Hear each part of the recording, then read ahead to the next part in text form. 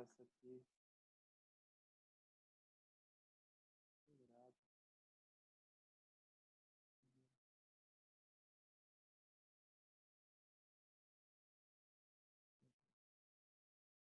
Admitindo todos.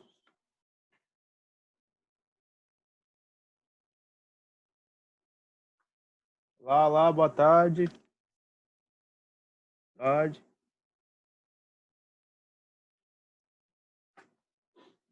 Só tá entrando.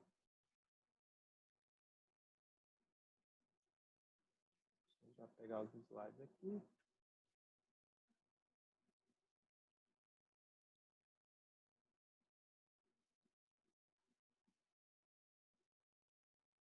Gabriele.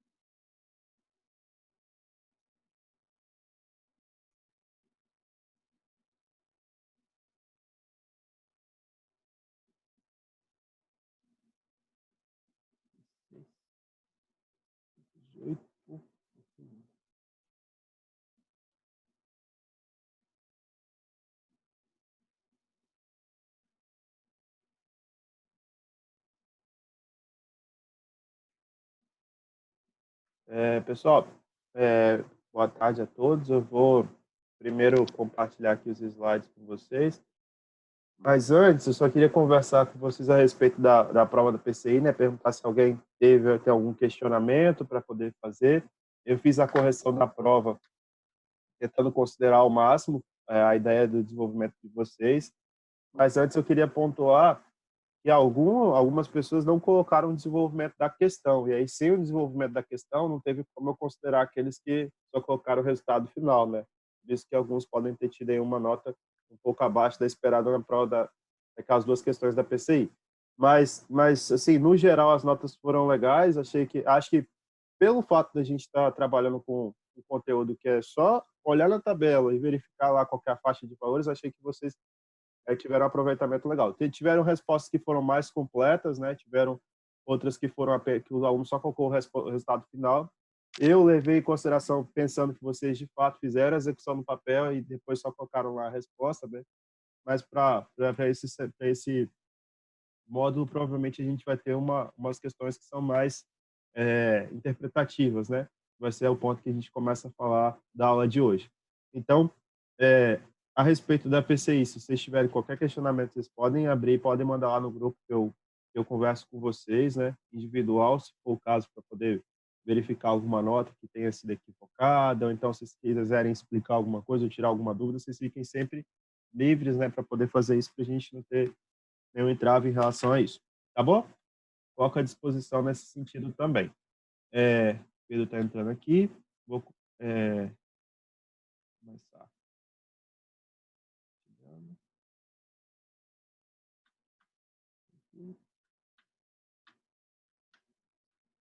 Tá retomada.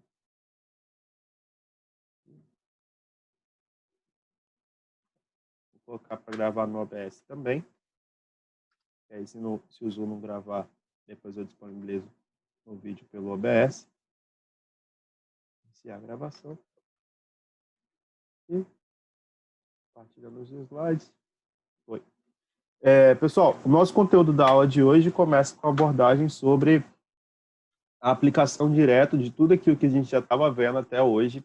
Acho que se a gente tivesse mais uns 2 módulos aí pela frente, a gente conseguiria trabalhar bem a aplicação em si, mas a gente acaba atrapalhando essa aplicação lá quando vocês forem executar o projeto. Então, agora a gente vai começar a unir todos os conceitos que a gente foi vendo de forma segmentada, né?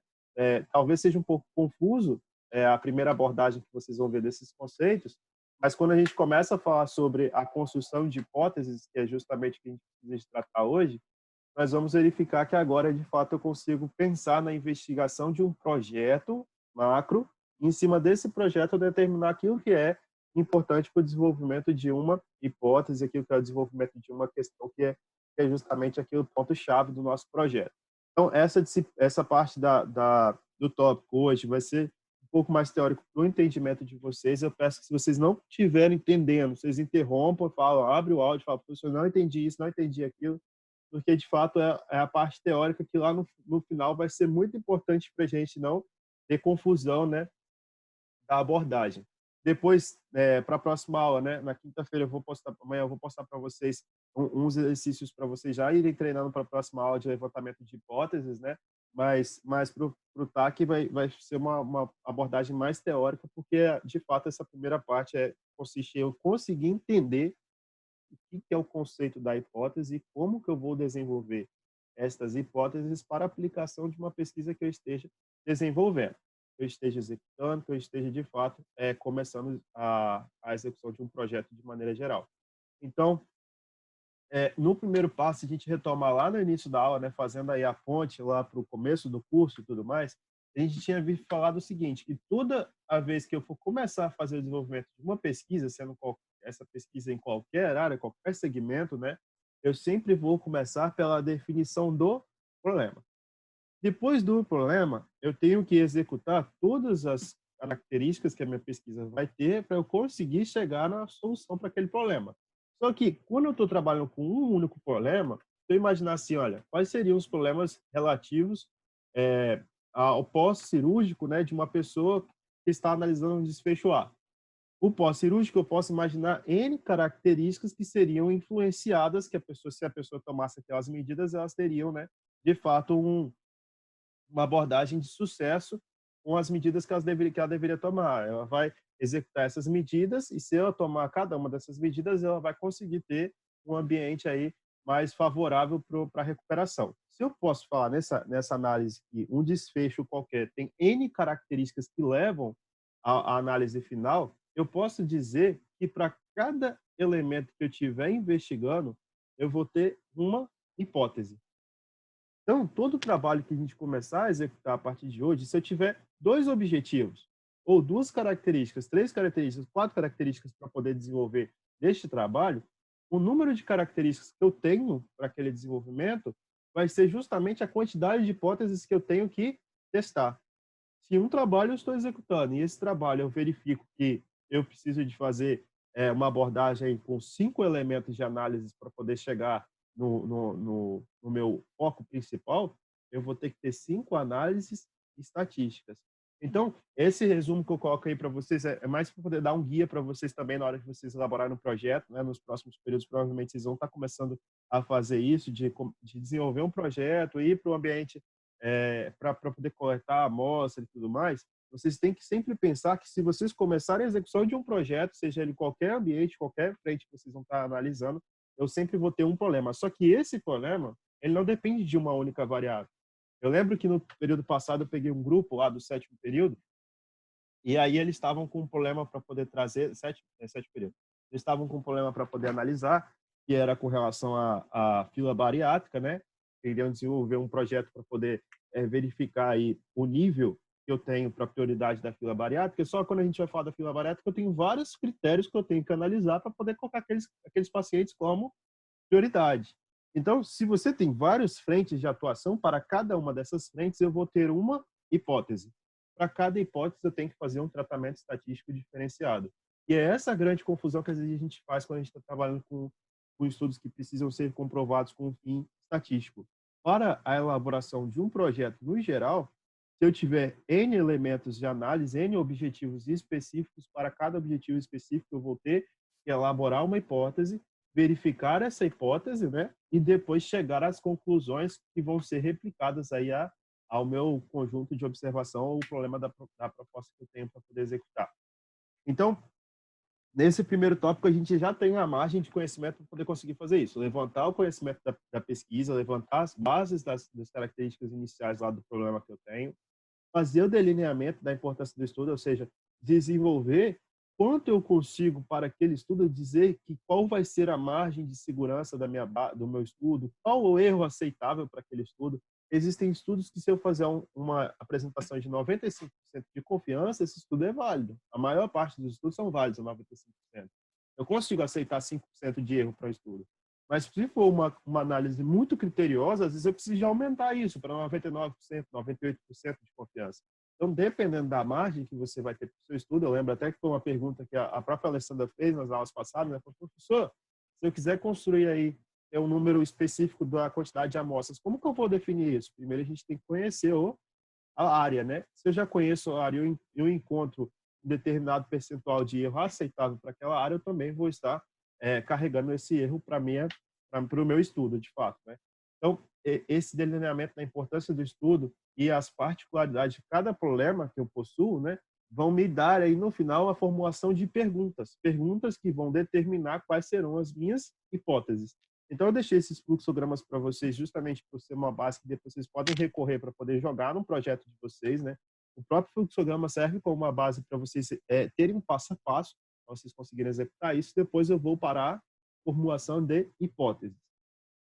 Tenho análise dos dados disponíveis, ou seja, eu sei o que eu vou investigar por meio de um estudo prévio, e agora, a partir dessa análise de dados, eu vou formular hipóteses. Hipóteses que podem ser vinculadas àquilo que eu busco.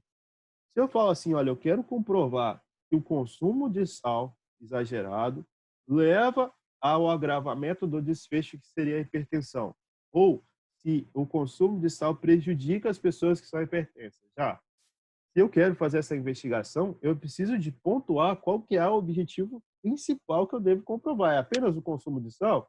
Ou eu tenho que verificar outras atividades inerentes, né, que vão levar ao agravamento da hipertensão. Tem que levar as características físicas do indivíduo, como que o indivíduo, a vida do indivíduo, né, como que é a qualidade de vida dele.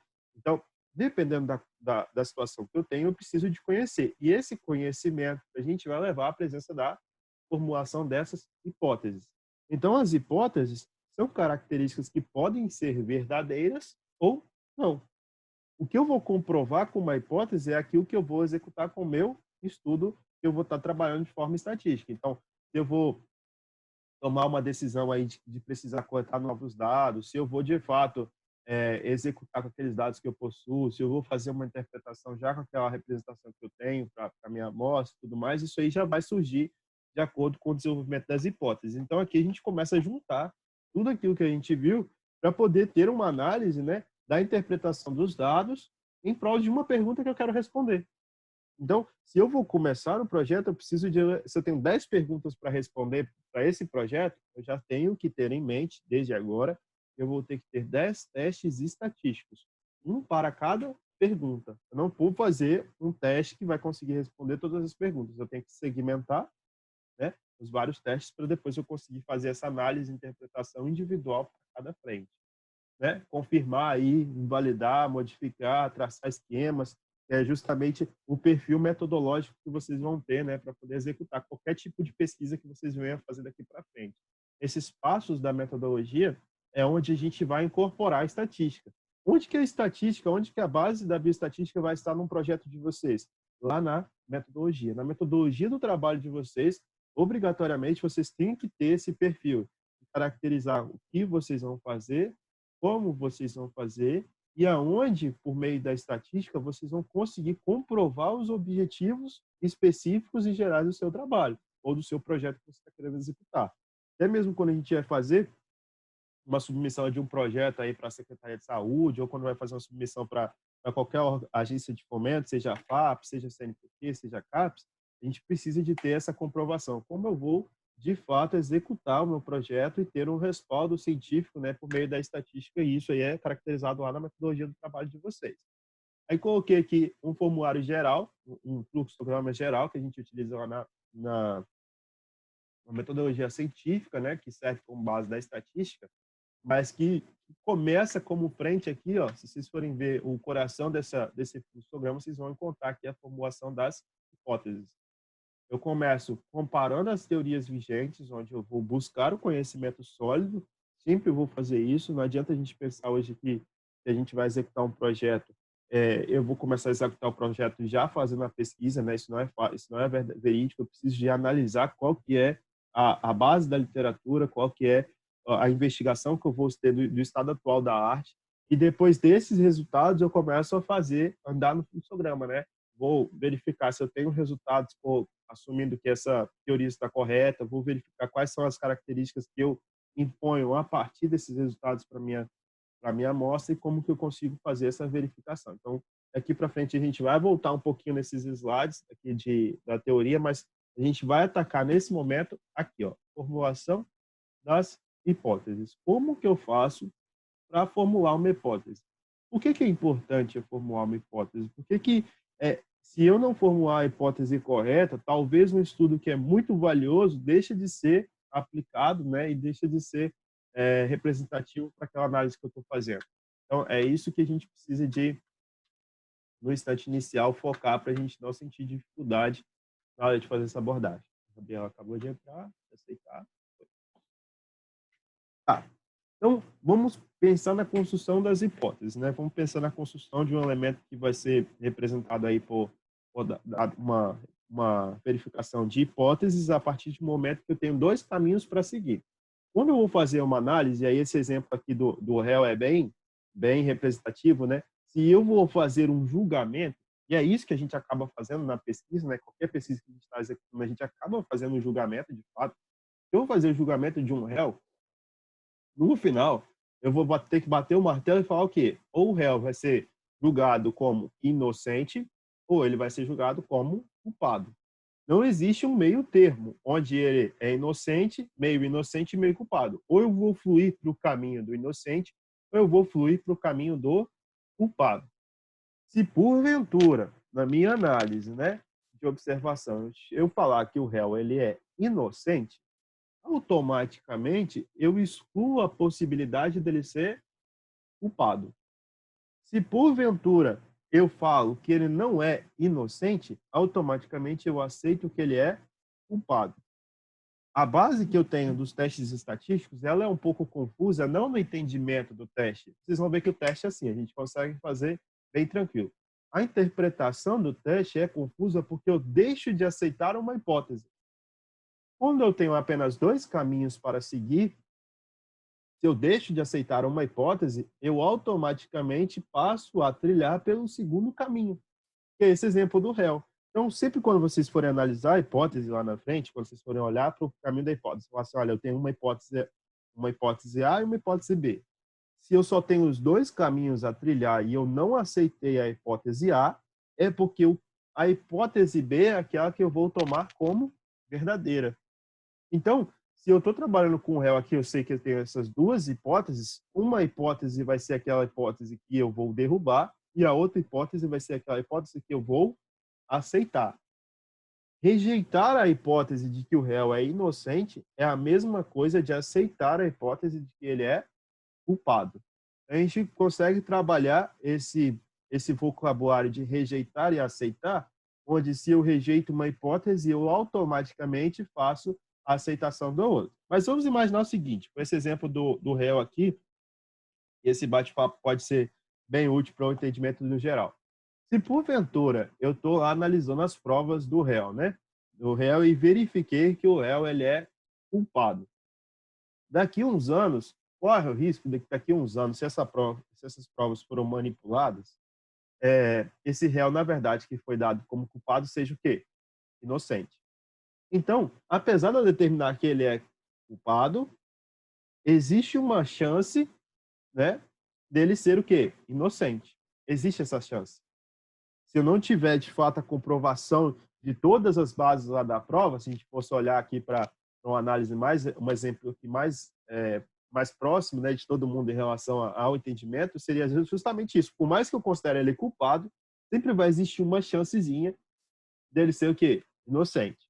Os testes estatísticos vão funcionar dessa mesma forma. Por mais que eu trilhe por um caminho A, sempre vai existir a possibilidade daquele caminho, de fato, ser o caminho B.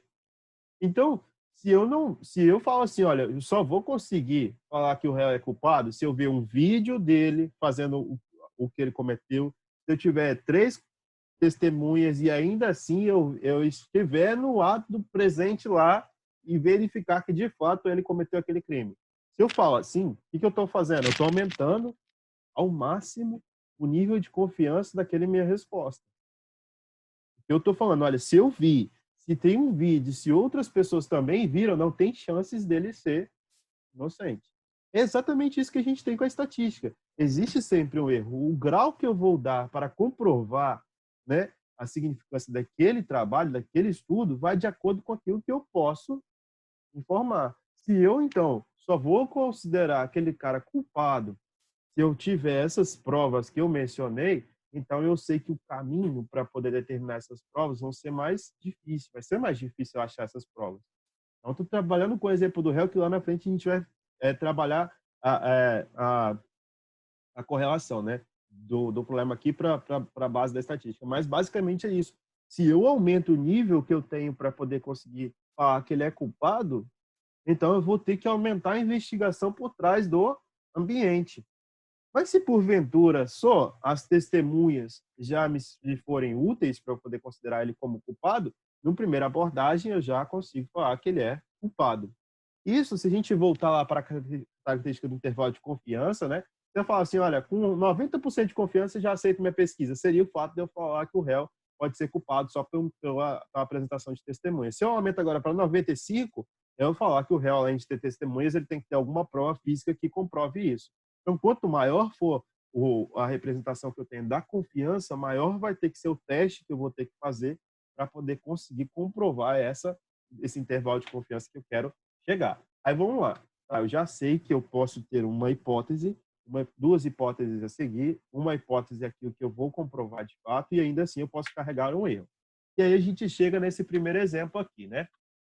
O primeiro exemplo de observação que a gente está vendo, que é dado aí que duas médicas se perguntam se a probabilidade de baixo peso ao nascer é maior quando a mãe faz o uso contínuo de drogas ilícitas durante a gestação. Então, se a gestante faz uso de drogas, é provável que no futuro, quando o feto nascer, né, quando o nenenzinho nascer, ele venha a ter o baixo peso. Eu quero investigar isso.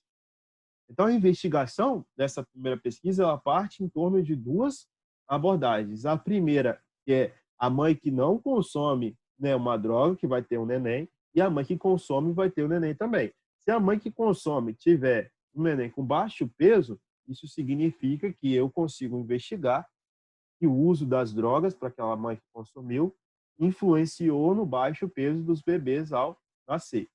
Tá, fiz essa análise, já tenho essa frente, aí eu posso imaginar duas coisas. E eu tenho basicamente duas hipóteses. Ou a mãe consome droga e tem o filho com baixo peso, ou a mãe não consome droga e tem um filho de baixo peso. E aí a gente começa a imaginar isso como sendo dois caminhos distintos. O primeiro caminho, eu posso falar que a probabilidade dela consumir a droga, a probabilidade dela ter um filho de baixo peso é a mesma se ela consumir a droga ou não. Que é justamente o que está descrito aqui na primeira parte. Ó. A probabilidade de ter filhos com baixo peso ao nascer é a mesma para os dois grupos de mães. Se ela consome e ela não, e o grupo que não consome, o grupo que consome estão tendo os bebês sem o baixo peso, né, com o mesmo nível de peso, então é porque a influência da droga não está acarretando no desfecho, que seria o quê? O desenvolvimento de bebês com baixo peso. Se porventura agora eu faço a troca e falo agora que, olha, a probabilidade de ter filhos com baixo peso ao nascer é maior para as mães que usam drogas ilícitas durante a gestação, eu consigo falar isso, aí eu consigo dizer, olha, se é maior, é porque, de fato, aquela mãe ali, aquele grupo de mães, ao consumir a droga, está acarretando um prejuízo aí para o nenenzinho. Aí, qual que é a nossa investigação? A nossa investigação é, eu tenho duas probabilidades. Se eu derrubar essa primeira hipótese aí, que os dois grupos de mães possuem os bebês com o mesmo peso, automaticamente eu estou falando que o risco é maior para aquele grupo que, de fato, consome a droga. Percebe a equivalência lá do réu para cá? É a mesma coisa. Que a gente está trilhando com dois caminhos de pesquisa. Então vamos lá. Vamos padronizar isso aqui agora. Eu vou ter que construir duas hipóteses sempre para o meu problema. A primeira hipótese a gente vai chamar de hipótese da nulidade. A hipótese da nulidade é o supor que a minha pesquisa que eu vou executar não vai ter influência sobre o desfecho dos dois grupos que eu estou analisando, ou da frente da pergunta que você tenha para análise. Então, a hipótese da nulidade é como se a gente criasse aqui uma barreira e faça assim, olha, eu quero destruir essa barreira. Qual o valor que eu vou conseguir destruir essa barreira aqui agora? Como que eu consigo falar isso? Se eu estivesse trabalhando com essa hipótese da nulidade, o que seria suficientemente grande para eu conseguir sustentar essa barreira aqui? Se eu falar assim, essa hipótese da nulidade aqui, que eu estou construindo, ela vai ser uma chamada que eu vou determinar aqui como H0. Então, H0 para a gente é a primeira chamada lá dos grupos das mães e falam para a gente que os bebês possuem o mesmo peso, independente da abordagem. Agora, como que eu faço para poder comprovar se vai ter o mesmo peso ou não? Vou ter que fazer um teste estatístico. Aí, no segundo tópico, o que eu tenho que fazer? Eu tenho que determinar que essa hipótese é aquela que eu vou derrubar. H0, que é a hipótese da nulidade, como a gente chama de hipótese da nulidade, é a hipótese que eu vou querer derrubar com a minha pesquisa. Se a gente estivesse trabalhando lá com o consumo de sal, por exemplo, né, o consumo exagerado de sal com hipertensão, eu poderia falar que a hipótese inicial seria eu dizer que o consumo exagerado do sal não leva ao agravamento da hipertensão. Estou afirmando uma coisa que eu sei que eu quero comprovar. Então, a H0 aqui, para esse exemplo, é falar que as mães, né, possuem o mesmo peso dos bebês. Aí eu tenho uma segunda hipótese, que se chama H1, ou hipótese alternativa. H1, eu posso falar que a probabilidade das mães, né, terem os bebês lá com peso menor é maior. Então, eu tenho aqui, peso é menor, é maior para as mães que não consomem, né? Tá. Aí, já tem essa aqui, seria a minha H1. Eu preciso de derrubar essa hipótese aqui para poder conseguir aceitar essa segunda hipótese. A abordagem que eu faço aqui de chamar H1 e H0 só existem duas chances, né? A primeira hipótese é que eu tenho bebês lá com baixo peso, e a segunda hipótese é que, de fato, se a mãe não consome, né, o peso do bebê vai ser maior, e aí, de fato, a gente consegue comprovar aqui o que eu estou querendo dizer. Só que para poder falar essas duas análises, para poder conseguir fazer essas duas análises, né, que é aquilo que a gente tem aqui da hipótese nula e a hipótese alternativa, eu posso falar, assim como no réu lá, que apesar de eu aceitar essa hipótese da nulidade, executei uma pesquisa lá e fui lá e rejeitei, falei assim, olha, não, então eu consegui comprovar para a minha pesquisa que isso aqui é falso. Isso aqui é falso. Isso aqui consegui comprovar com os cálculos que isso aqui é falso.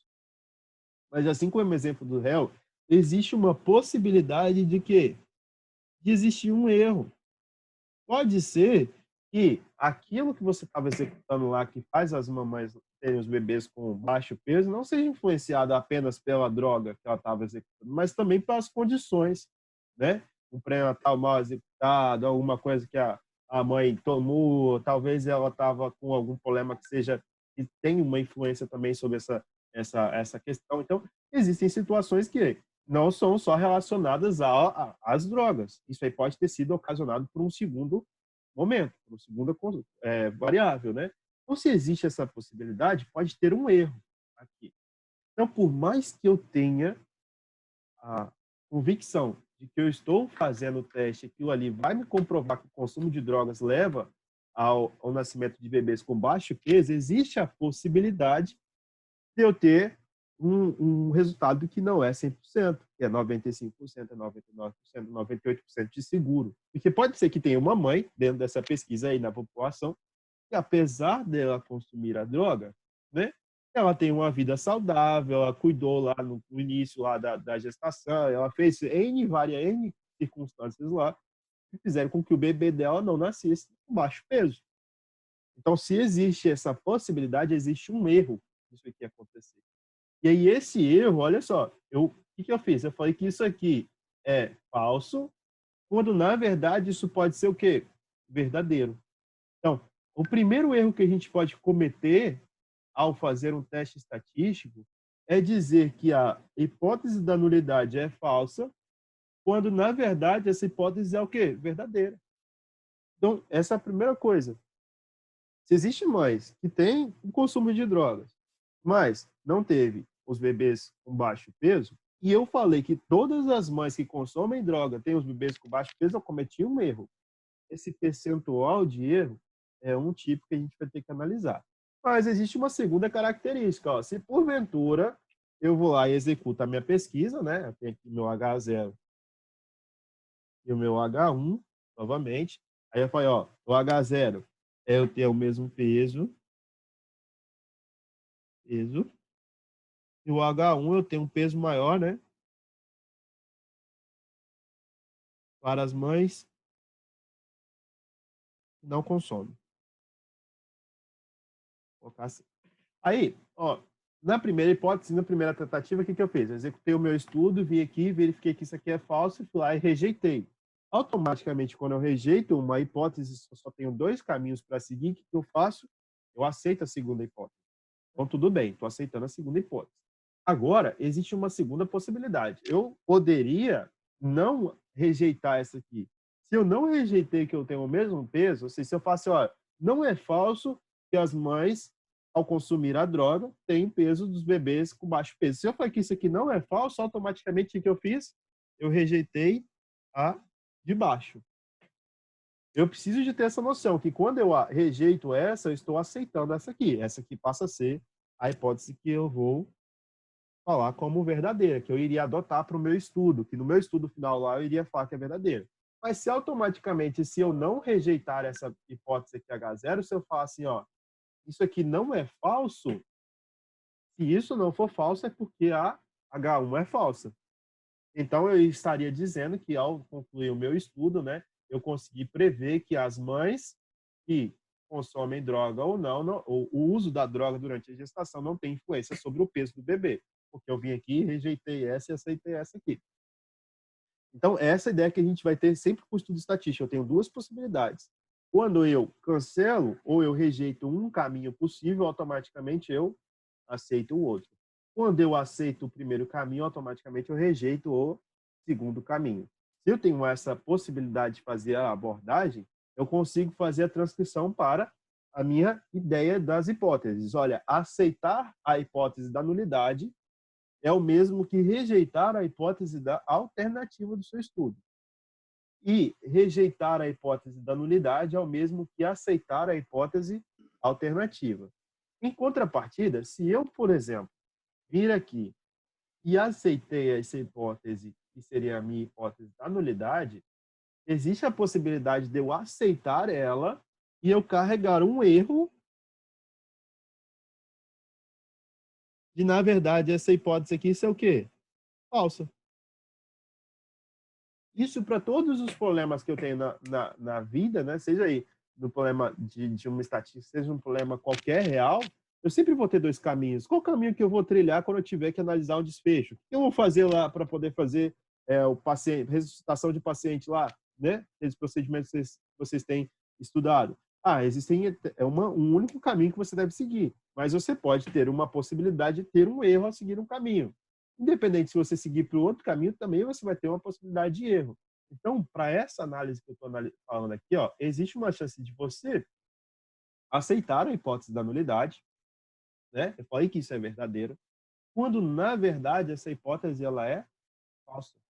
E aí isso é um segundo tipo de erro. Então, o primeiro erro eu tenho que seria esse, o segundo erro eu tenho que seria esse erro denotado aqui, que é justamente isso que eu vou mostrar para vocês nos slides aqui na frente, a gente vai fazer essa discussão.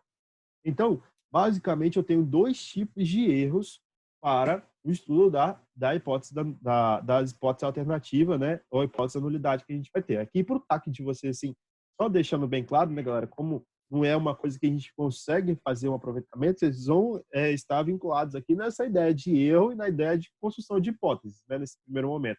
A gente precisa de entender direitinho o que é a hipótese da nulidade, o que é a hipótese alternativa e quais são os erros associados a essas duas hipóteses.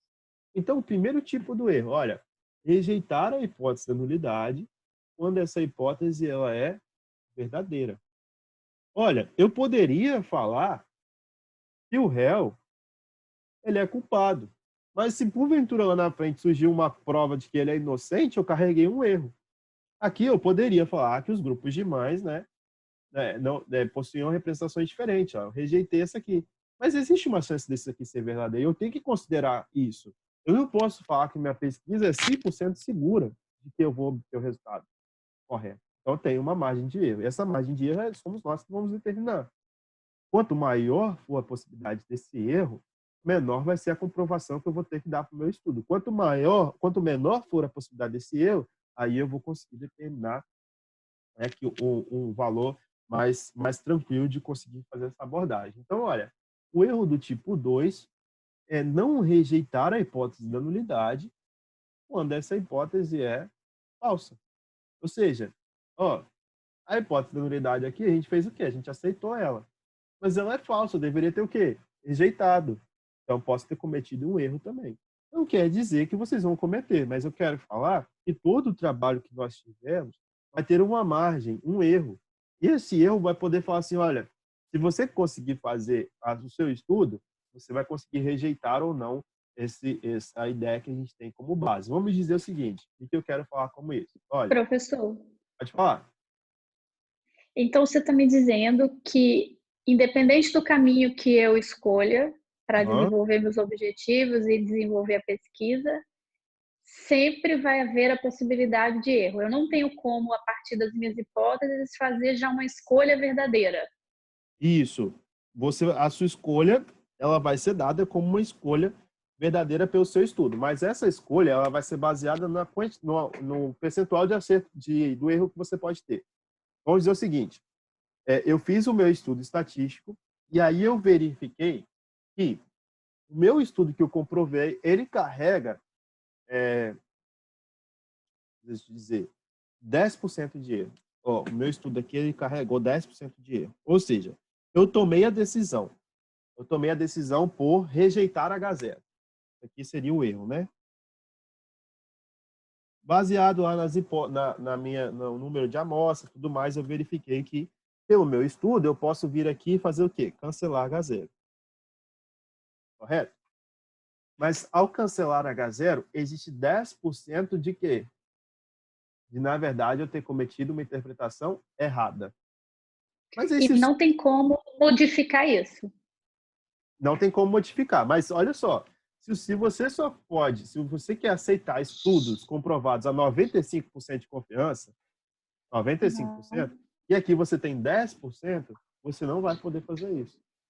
Então, a base que eu tenho, olha, se porventura eu vou falar que para aceitar H0 eu preciso de ter 10% de confiança, eu falo assim, ó, tenho 90%. Se você achar 10% é aceitável, aí você vai poder rejeitar. Se você não achar os 10%, se o seu nível de significância lá do erro fosse no máximo 5%, aí você não poderia pegar e rejeitar. Então, a Eu ideia que teria a gente... que, eu teria que levar as duas hipóteses à frente Não, você vai ter que... na Ó, pesquisa. você teria que ou adequar o seu intervalo de representação, De ou erro. você deveria aceitar essa primeira hipótese.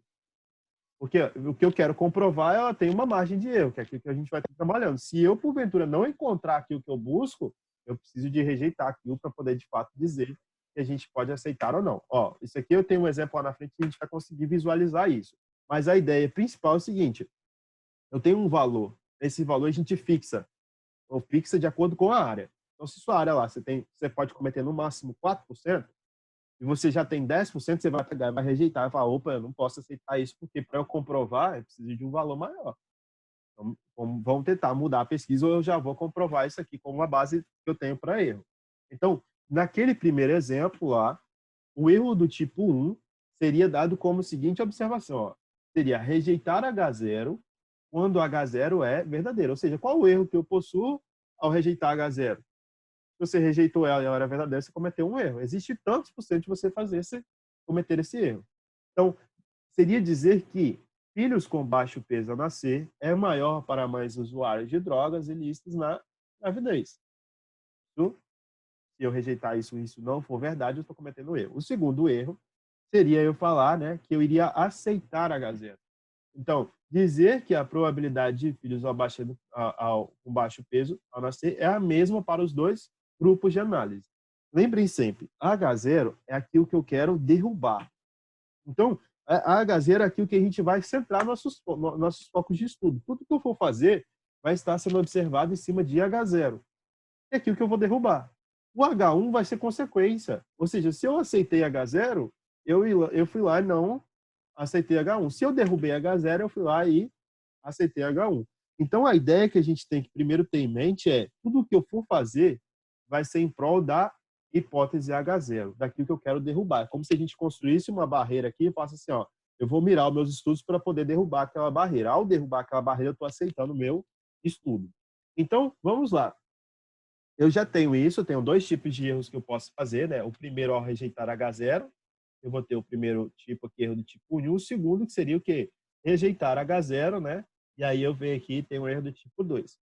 Esses dois erros, para a gente, vão ser chamados de duas letras. O primeiro tipo de erro é chamado de alfa, né? E o segundo tipo de erro é chamado de beta. Então, o erro alfa é falar o quê? Eu vou rejeitar H0 quando H0 é verdadeiro. Existe um erro associado a isso aí. Se eu rejeitar e ela for verdadeira, eu estou cometendo um erro. Tá. Então, nesse primeiro tópico, como a gente está falando, o erro que eu vou estar associando à minha amostra é estar dado por uma faixa. Olha, se eu estou associando que eu posso ter 95% de confiança para minha pesquisa, então se eu achar 5, se eu achar 4, se eu achar 3, se eu achar 2, se eu achar 1%, é porque eu consigo falar que esse erro é aceitável. Não é? Você fala assim, olha, que é uma pesquisa que tem 95% de confiança. Então, os outros, se você conseguir achar qualquer situação de 5% de representação para o erro, é porque você consegue aceitar o seu estudo. Então, normalmente, lembra quando a gente estava trabalhando lá atrás que a gente falou assim, o nível de significância da minha pesquisa é de 95%? Normalmente, o alfa, que é dado aqui pela letrinha aqui, né? Que é o nosso erro do tipo 1, ele é fixado em 5%. Para pesquisas que devem ser mais apuradas ou pesquisas que vocês vão, de fato, ter a possibilidade de aumentar o nível da amostra, o que você pode fazer com esse alfa? Você pode fazer a redução dele para uma faixa específica que você vai trabalhar de análise. Então, eu tenho que trabalhar com uma região onde eu vou conseguir rejeitar parte da minha amostra, se estiver naquela região, ou não. O que seria isso se a gente estivesse trabalhando aqui com uma curva, né, para nossa análise? Seria o seguinte, imagina lá a curva de distribuição normal, a curva assim, ó. Essa aqui é a nossa curva de distribuição normal, né? As extremidades aqui, tanto aqui quanto aqui, davam valores que eram o quê? Bem pequenininhos, né? Significa que se eu tiver com valores aqui dados nas extremidades de uma análise que eu preciso fazer, e essa possibilidade aqui for no máximo de 5%, eu consigo falar que eu vou rejeitar a hipótese da nulidade. Porque pensa assim, se eu achei a possibilidade de que a hipótese da nulidade ela acontece nesses extremos aqui, é porque são muito pequenos, são possibilidades muito pequenininhas. Então, o que eu estou analisando é o quê? A hipótese da nulidade. O que eu vou encontrar com o teste estatístico, então, professor? Você vai encontrar com o teste estatístico qual que é a probabilidade de você executar o seu projeto lá, executar o meu projeto. E aí, qual a probabilidade de você encontrar a hipótese da nulidade? É isso que a gente tem que ter, irmãos. Que os testes estatísticos que eu vou fazer vão me trazer a probabilidade de eu encontrar a hipótese da nulidade. O que é a hipótese da nulidade? A hipótese da nulidade é aquilo que eu quero derrubar. Aí você pode falar o seguinte, professor, olha só, de 100 testes que eu fiz, com 100 mães, né? Lá que tá nos dois grupos lá que eu estava executando com as 100 mães, apenas uma mãe me trouxe filho, né? Apesar dela ter sido exposta às drogas ilícitas durante a gestação, apenas uma mãe me mostrou um filho com um peso acima do normal. O resto tudo foi abaixo do peso. 99% das vezes que eu executei o projeto, eu consegui encontrar o contrário. E apenas 1% eu encontrei pós-nulidade. Eu vou poder rejeitar. Aí, 5 mães de 100, vou poder rejeitar? Vai, porque ainda continua sendo menor que 5. Agora, e 6 mães? Aí você vai falar assim, opa, 6 mães? Aí já é 6%. O máximo permitido para mim, para encontrar o erro, é de quanto? 5%. Que foi o que a gente fixou. Então, eu não posso rejeitar a hipótese da nulidade. Se eu encontrar 5, 4, 3, 2 mães, aí eu posso rejeitar a hipótese da nulidade. Então, a primeira coisa que a gente tem que imaginar é o seguinte: olha, eu vou fixar o valor do meu alfa. O que é o alfa? O valor do erro. Está descrito aqui. Fixei o valor do erro. Qual que é esse valor do erro? Não sei. Normalmente a gente pode fixar ele em 5%. Se eu fixar ele em 5%, que é aquilo que é possível, o valor da estatística que eu encontrar vai ser a probabilidade de eu executar o meu projeto e encontrar a hipótese da nulidade. Se essa probabilidade for menor do que 5%, aí eu posso ir lá e fazer, né, a rejeição daquela hipótese. Então, eu consigo falar que existe uma faixa de valores. Só que quando eu vou executar o projeto, e aí que é a parte mais confusa, né, que eu posso falar assim, talvez seja a parte mais confusa, existe aquele valor que você fixa, ou seja, eu vou lá e fixo, que se eu encontrar aquela faixa ali, eu vou rejeitar. Eu posso falar que para o meu estudo dar certo, eu só posso ter 3% de erro. É 97% de segurança de que nos casos que eu executar, em 97% das vezes eu vou encontrar aquele valor que eu falei. Isso aí é a margem que você diz. E existe também uma margem que é tabelada por meio dos dados. Quando a gente vai executar, os dados vão me dar um resultado. E aquele resultado que a gente traz, né, se chama valor P, que é o crucial que vocês devem encontrar nos artigos. Vocês vão encontrar uma tabelinha, aí em cima assim, tem P-valor, ou valor P se estiver em português, né? E aí tem um valor 0,03, 0,04, normalmente aceitável para valores menores que 0,0. E o que significa isso? Esse P-valor lá que a gente está encontrando? É justamente a faixa de valores que você vai encontrar a hipótese de nulidade. Se está lá assim, ó, você encontrou lá num artigo, assim, P valor, né, igual a 5%, ou maior que 5%. O que significa isso aqui? Que o seu estudo, ele tem 5% de chances de você encontrar aquilo que é diferente do que você comprovou. Ah, igual a 12%. E o seu estudo vai estar mostrando o valor, né, possível aqui para erro dado em 12%. Então, o p-valor para a gente é o nível de significância, né, o menor nível de significância que eu tenho para a apresentação daquele estudo que eu estou executando. Na nossa representação aqui, a gente chamou ele do próprio erro, né, que seria aí dado pelo erro alfa, né? Aqui, ó, o p-valor que a gente está trabalhando foi mostrado aqui como sendo o menor nível de significância de alfa em que rejeitamos H0.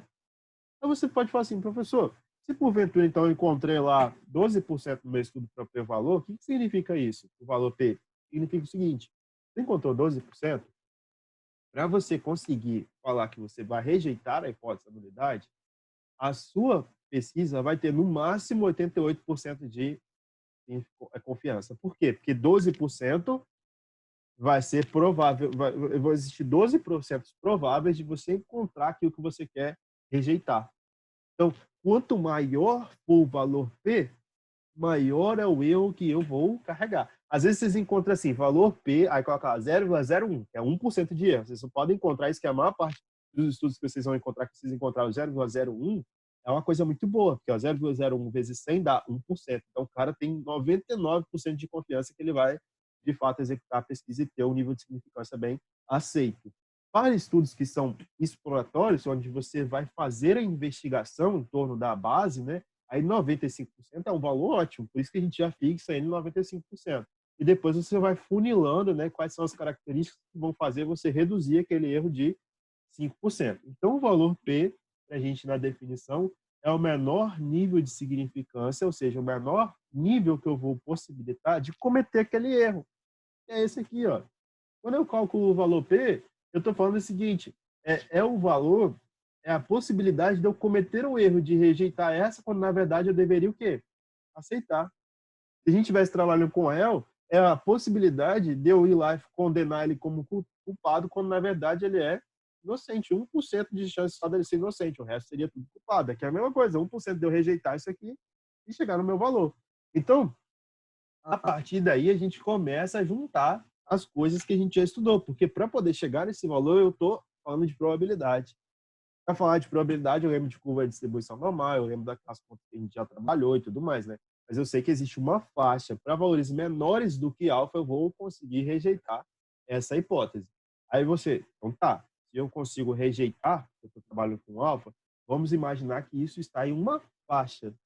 Essa primeira faixa aqui, ó, eu que determino, esse XC aqui. Eu posso falar o seguinte, existe uma região de rejeição, ou seja, se eu coloco ali o erro em 10%, tudo que tiver abaixo de 10%, eu posso ir lá e rejeitar.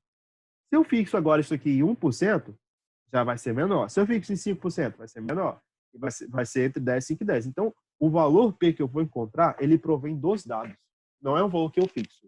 Mas existe uma faixa que eu posso falar que é aceitável para mim. Então, mas se existe uma faixa que é aceitável e existe uma faixa que os dados provêm, eu consigo encontrar essas faixas que os dados provêm, que é justamente o valor P que a gente vai buscar. Eu coloquei um exemplo aqui na frente, mas basicamente eu vou, antes de fazer esse exemplo, eu vou mostrar para vocês duas possibilidades. Eu posso ter um teste estatístico que ele é bilateral, a gente vai voltar e retomar essa análise, né? Eu posso ter um teste estatístico que é só lateral, esquerda, ou um teste estatístico que seria lateral à direita. O que significa isso aqui em termos? Vamos olhar para o caso das mães lá dos bebês. Olha, no caso das mães dos bebês, eu tenho dois grupos de mães, correto? Então, o primeiro grupo das mães era mostrado da seguinte forma. Vou abrir aqui que a gente faz, depois a gente volta para poder entender esses três tipos de teste.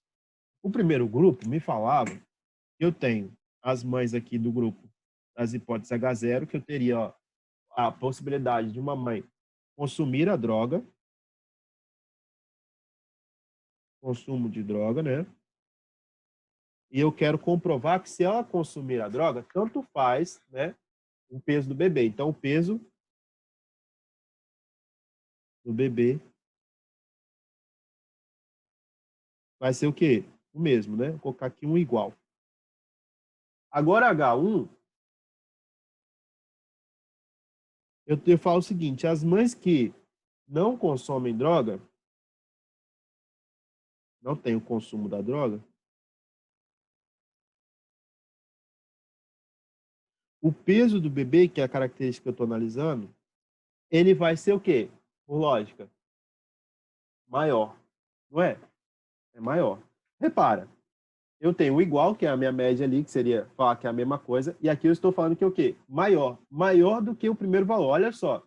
Então, para esse primeiro caso das mães, eu só estou analisando os valores que são o quê? Maior. Mas eu poderia comprovar estatisticamente de uma segunda forma. Olha só, H1 está descrito assim. Eu poderia falar H1, escrever H1 de uma outra forma. Poderia ser essa aqui, ó. Eu poderia falar que H1, na verdade, ao invés de ser maior, poderia ser o quê? H1, as mães que não consomem droga, né? Não consomem, não tem o consumo. O peso do bebê vai ser diferente. Poderia falar isso. E, ó, vou ter o mesmo peso, tanto faz, se ela consumir droga ou não, vou ter o mesmo peso para o grupo das mães, mas se ela não consumir, eu vou ter um peso diferente. Por lógica, eu já sei que esse peso aqui vai ser maior, mas aqui eu também incluo a possibilidade dele ser o quê? Menor.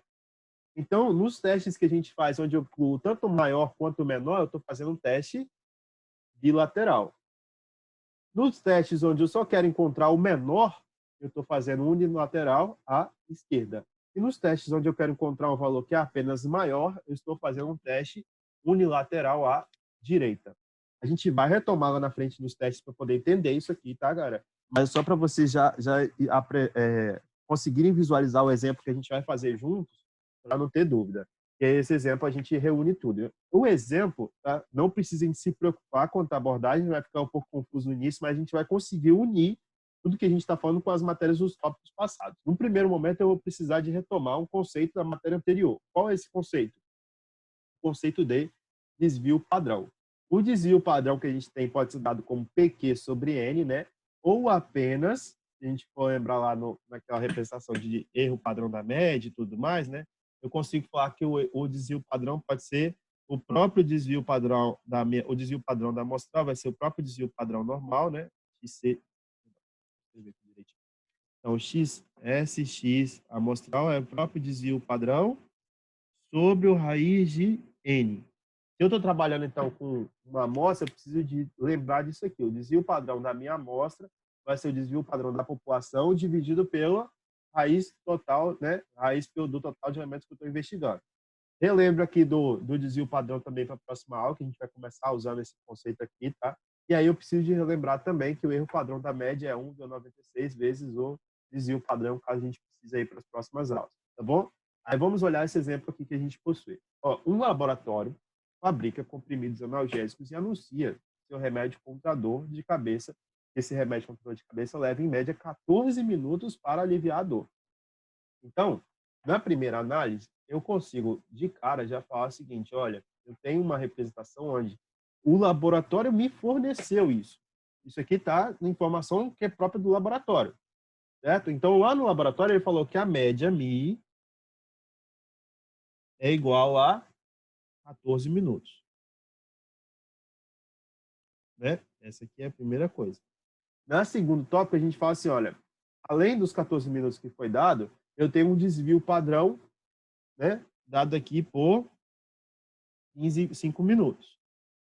Só que, olha, o teste ele faz esse desvio padrão, essa média, para a população no total. Isso aqui é um valor que eu tenho para a minha população. Ó. Esse desvio padrão aqui de 5 minutos não é para a minha amostra que estou executando, é para a minha população. Isso aqui é um dado geral. Um dado que ele fez lá, tendo um estudo e tudo mais, com uma população maior, e eu tenho aqui esses dados da primeira característica. A minha investigação começa aqui. Olha, o médico sustenta e o tempo é diferente. O tempo de dor, ele está percebendo que o tempo não é de 14 minutos de fato. Vamos imaginar que poderia até ser muito maior, mas o tempo é diferente e seleciona aleatoriamente 40 pacientes. Então, agora, ele vai executar uma pesquisa. A amostra que eu tenho aqui da minha pesquisa possui aqui o total de 40 pessoas, 40 pacientes. Né? Nesse tempo, ele vai lá, executa a pesquisa e encontra a média dele lá, dada abaixo, né? Então, ele pede para que essas pessoas, essas 40 pessoas, tomem as pílulas, né? Quando tiverem dor de cabeça, anotando o tempo em minutos do alívio de dor.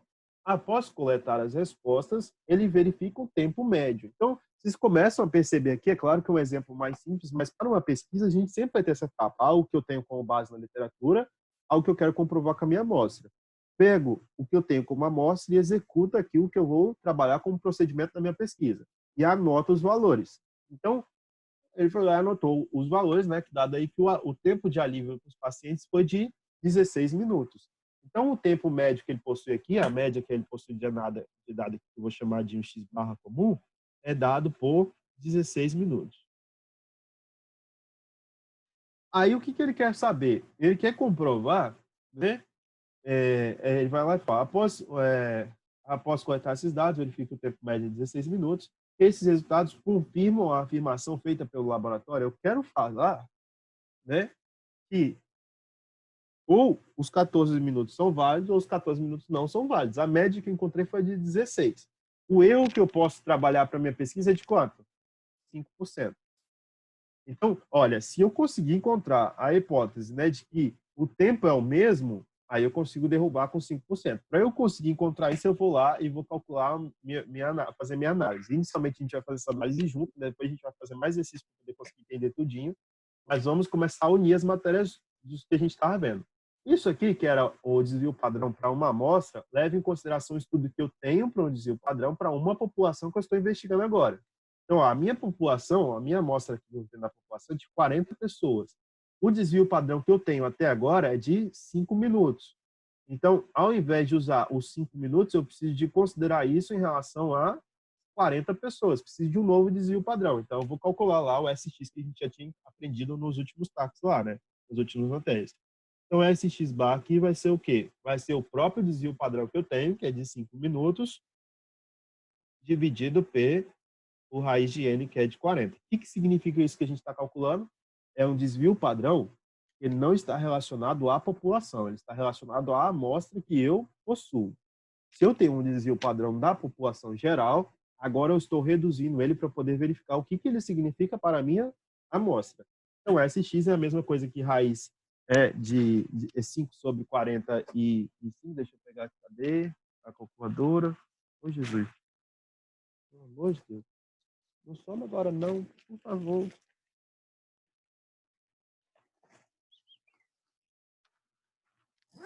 Sumiu esse calculadora. Tá, vamos deixar ela aqui que eu já tenho... Ah, eu lembro do valor. Vamos deixar ele na forma de raiz mesmo, que meu calculador subiu aqui agora, senão a gente vai perder tempo da aula. Mas, ó, eu já tenho esse valor fixo aqui. O SX que a gente vai ter que calcular, então, vai ser o próprio desvio padrão quando a gente for fazer. Quando eu for fazer o meu cálculo, agora eu vou olhar para a análise que eu tenho. Eu tenho média e tenho o desvio padrão. Eu sei que eu posso, a partir daí, caracterizar isso como uma curva de distribuição normal, né? Aquilo que a gente já tinha visto nas últimas aulas. Então, a partir daqui, eu posso vir e falar o seguinte, ó, eu tenho média e tenho desvio padrão, vou criar uma curva de distribuição normal, aqui, assim, onde eu vou ter a minha média. Quanto que é essa média inicial para a gente, para o nosso problema? 16 minutos, né? Tá aqui. E eu tenho um desvio padrão. Qual que é o meu desvio padrão? 5 sobre 40. Então, o desvio padrão está aqui, ó. SX, que é o meu desvio padrão, é 5 sobre raiz de 40. Qual que é o meu estudo? O meu estudo consiste em selecionar, né, a partir dessas 40 pessoas e dizer se o valor que eu vou ter pode ser considerado o mesmo. Então, na primeira hipótese que eu vou fundamentar, o quê? Ó, eu posso dizer que na minha primeira hipótese que eu vou fundamentar, que eu vou colocar H0, seria eu falar que o tempo do alívio da dor, né, de dor, não sofreu alteração dos 14 minutos. Então, ó, no meu H0, eu consigo falar o seguinte, ó, existe uma possibilidade, né, de eu dizer que o tempo médio de resposta lá por meio daquela aplicação do remédio que a gente está analisando foi o mesmo, foi fixo lá de 14 minutos ou mesmo, não teve diferença. Então, eu tenho que encontrar o valor que eu estou lá com 14, dado por 14. O H1, que é aquilo que eu quero derrubar, eu poderia falar que o tempo de alívio da dor, né, alívio, foi diferente do apresentado pelo fabricante. Então, olha, o meu objetivo do estudo qual que é? Comprovar que o tempo do alívio da dor foi diferente. Esse aqui é o meu H1. Então, o meu H1 está dado aqui como o tempo do alívio da dor foi diferente do apresentado pelo fabricante do laboratório lá, né, do remédio. Esse aqui seria o que eu quero comprovar, H1. O H0 é eu supor que o tempo é o mesmo. O tempo do alívio da dor lá para o fabricante, a representação do fabricante é o mesmo, então não vai sofrer alteração. Quando eu vou para a minha curva, agora eu tenho que conseguir comprovar por meio dessa faixa. O nível de significância que eu tenho aqui, né, dado para o acerto, é de 5%. E aí, se eu voltar no problema, eu já consigo identificar aqui, ó, a seguinte coisa. O teste ele é bilateral. Quando o teste é bilateral, tanto faz ser maior ou menor. Eu quero comprovar apenas que é diferente do valor do fabricante. Lembra aqui do teste bilateral? Ó? Tanto faz eu pegar a margem de ser menor do meu objetivo, quanto faz eu pegar a margem de ser maior. Então, nessa primeira análise que eu estou querendo investigar, eu vou precisar de voltar para cá e identificar qual que é a probabilidade de eu encontrar um tempo aqui dado por 14 ou uma faixa similar desse lado de cá. E aí, para poder fazer isso, a gente sabe o que eu preciso fazer. Preciso de transformar isso numa curva de distribuição normal. Vem aqui, ó. Transformo para a curva de distribuição normal. Esse primeiro intervalo aqui que a gente vai chamar de Z1, a gente vai calcular. E esse segundo intervalo aqui, a gente também vai colocar lá. O primeiro intervalo aqui é dado apenas pela minha média 1.0. Aí a gente vai calcular. Quem que é Z1? Z1 é valor menos média dividido pelo desvio padrão. Então, valor que a gente vai ter, que é de 16, o valor que a gente já tem, que é o de 14, 14 menos 16 dividido pelo desvio padrão. Quem que é o desvio padrão? 5 sobre raiz de 40. Na hora que vocês jogarem isso aqui na calculadora, né, achei a calculadora tá aqui do lado, vocês vão fazer lá, ó, menos 2, 5 dividido, seria 2, né? Menos 2, dividido por 5, dividido por raiz de 40. Fecha aqui, sai aqui, fecha. Isso dá menos 2,529, menos 2,53. Então, esse valor de Z1 aqui que a gente tem é de menos 2,53. Então, o que eu estou buscando aqui, galera, é a probabilidade de eu encontrar o 14. O 14 está nessa faixa aqui. Qual que é essa probabilidade? Porque se eu encontrar o 14, eu vou conseguir determinar se H0 é válido ou não. Então, ó, vou fazer aqui a minha faixa, minha curva de distribuição normal está aqui, assim. Deixar ela mais bonitinha possível, né? Aqui vai ter o menos 2,53. E aí, como é bilateral, então eu pego também a possibilidade de encontrar aqui, ó, o 2,53. Quero encontrar essas duas faixas aqui, né? A minha média está aqui no zero. E o que eu faço? Ó, eu vou achar esse primeiro lado aqui, diminuir por 0,5, né? E vou encontrar essa banda que está aqui no final. Quando eu encontrar essa banda, basta multiplicar por 2, porque os dois elementos são simétricos. Lembra que eu falei que a matéria é um pouco, nesse sentido, era um pouco acumulativa? Então, essa parte aqui de determinar a curva de distribuição normal, basta vocês pegarem lá nas aulas passadas, né, para a gente não perder tempo explicando como é que faz. Se sentir dúvida, vocês mandam lá para mim que a gente vai tocando adiante. Então, eu vou lá na curva de distribuição normal, né? Cadê a curva de distribuição normal? Tá aqui. E vou achar o valor de 2,53. Então, vem aqui, ó, 2,5, né? Aí 0, 1, 2, 3. Vale esse valor aqui, ó, 49,43. 49,43. Então, o que quer dizer isso? Que a probabilidade que está nessa faixa aqui é de 49,43%. Se aqui é de 49,43%, dá para a gente a ideia, né, de que o restante que eu vou ter de observação, que é o restante dessa faixa aqui, vai ser o quê? 50% menos 49,43%. Então, 50% menos 49,43% já vai me dar 50 menos 49,43%, vai me fornecer o valor aí que é de 0,57. Se a gente usar o valor certinho, a gente vai achar então um valor mais baixo. Então, aqui dá 0,57%. Né? Quando eu olho aqui para os dois lados, né, isso aqui é só para esse lado. Como os dois lados são simétricos, né, a probabilidade de encontrar tanto esse lado quanto esse lado é de só pegar esse aqui e multiplicar por 2. E dá 1,14. No final, aí, se a gente for fazer, dá 1,14%. Então, multiplicando isso aqui por 2, eu tenho aqui 1,14%. O que significa esse 1,14%? Agora a gente vai conseguir fazer. Olha, eu fiz a execução do teste, fiz análise e tal, e agora eu retomo para a hipótese de nulidade e hipótese alternativa. Aí a gente vai conseguir fazer esse entendimento. Olha, significa o seguinte, que em 100% que eu executar o meu estudo, 100 vezes que eu executar o meu estudo, 1% dela, eu vou encontrar a hipótese da nulidade. Certo? 1,14%. Então, em 1,14% das vezes, eu encontro H0. Essa aqui é a conclusão que eu consigo tirar do meu estudo. Qual que é o nível que eu tenho para poder conseguir rejeitar H0 que a gente conseguiu? O erro possível é de quantos por cento?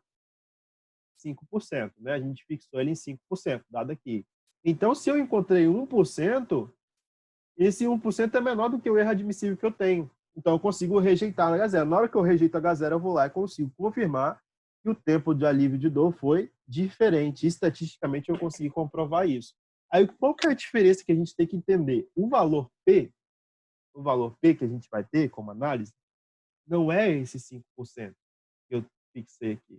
O valor P, que eu vou poder falar como o menor limite possível, é de 1,14. Qual que é o significado desse 1,14 para a minha pesquisa? Pega aqui, ó. Se eu em 1,14% eu encontro H0, isso significa que se eu diminuir isso aqui por 100, ó, 100 menos 1,14, 100 menos 1,14, eu encontro aqui o valor de 98,86%. Então, em 98,86% dos casos, eu encontro o quê? H1. Apenas 1% eu encontro H0. Isso significa que se minha pesquisa, né, se minha pesquisa não tivesse dado aí 5% de erro, tivesse dado 2%, eu ainda assim iria rejeitar H0.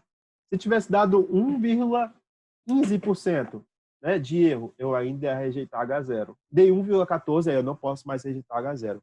Se minha pesquisa nesse caso aí, né, galera, fosse dada aí como o máximo permitido para nossa pesquisa, dado como sendo base aí para minha pesquisa de representação como sendo 99%, aí eu não iria rejeitar, porque eu só tenho 1% de erro. A Lara perguntou, professor, e o desvio padrão? O desvio padrão, nesse caso, você está perguntando por conta da análise que a gente está fazendo aqui ou era do passado? Lara, não entendi. Ou isso aí você perguntou antes? Dessa. Ó, a análise que eu vou fazer aqui já leva em consideração o desvio padrão que a gente fez aqui. Ó. O desvio padrão ele entrou, era de 5 sobre 40 e ele entrou para poder fazer a conta do Z1. Tá vendo? 5 sobre 40. Então, o desvio padrão ele já foi utilizado para poder fazer a conta do Z1. Eu não faço mais a abordagem do desvio padrão. Esse erro aqui, né, já é utilizando o desvio padrão que eu levei em consideração da minha amostra. Então, como eu já tenho carregado o desvio padrão, né, o resultado que eu estou tendo para esse estudo é baseado nas 40 pessoas. Ó. Para o estudo que eu fiz com essas 40 pessoas, considerando aquele desvio padrão de 5 sobre raiz de 40, né, eu encontro aí o valor de 1,14. E esse 1,14 é justamente o máximo valor que eu tenho para poder falar que a gente tem significância para essa pesquisa. Eu poderia falar, então, 98, se eu colocasse aqui o erro de 2% só, eu ainda assim ia conseguir rejeitar a minha H0. Se vocês, porventura, agora fizessem o seguinte, faça assim, ó, não, o meu erro não é de 5% mais. Meu erro máximo admissível não é 5%, meu erro é de 1%. Qual que seria o resultado da pesquisa? Ó, eu encontrei um erro maior do que 1%, eu encontrei 1,14, eu deveria aceitar H0 e não rejeitar. Então, sempre quando a gente for analisar essa ideia, a gente sempre vai falar o seguinte, dependendo do valor que eu vou ter encontrado com a minha estatística e o valor que eu tenho permissível para o erro, ou seja, o máximo valor que eu tenho permissível para erro, eu consigo aceitar ou rejeitar H0. Como que eu vou rejeitar H0? Se o valor que eu encontrei for menor do que o valor permitido para a rejeição de H0, certo? Esse valor permitido vai ser pelo estudo ou vai ser pela análise que eu estou fazendo. Mas se o meu estudo já me deu aqui 1%, 1,14, né? Que é a minha representação que diz que eu consigo rejeitar H0, eu poderia mudar agora a abordagem do meu estudo. Ao invés de deixar 95%, o que eu faço? Eu vou lá e coloco 98%. É o que a galera faz quando vai fazer os artigos. Eles fazem o estudo e achou lá 0,98. Eles vão lá e colocam 1%. Você vê lá, p-valor menor do que 1%. Eles encontraram um valor mais fácil. Você pode ter certeza que se eles colocaram 1%, é porque eles encontraram algum valor próximo, 99, 0,99, alguma coisa. Porque se eles tivessem encontrado, por exemplo, 0,3, mataria o quê? 0,005, para poder deixar a pesquisa mais próxima ainda. Então, a ideia que a gente tem para a análise aí da H0 é conseguir encontrar qual que é o menor valor possível que vai tornar aquela pesquisa verídica, né? Vai tornar o valor do erro aceitável ou não. E nesse caso aqui foi com relação ao tempo do alívio de dor, né? Que a gente estava trabalhando aqui no exemplo. Conseguiu entender, Lara, esse negócio, essa questão de desvio padrão que você perguntou? Vou tentar no chat. Tá. Então, galera, assim, a abordagem que a gente tinha para poder iniciar esse problema das hipóteses era essa. Eu vou pedir para vocês entenderem, olhar essa primeira parte dos slides e conseguir compreender justamente essa ideia aqui dos dois tipos de erro, tá?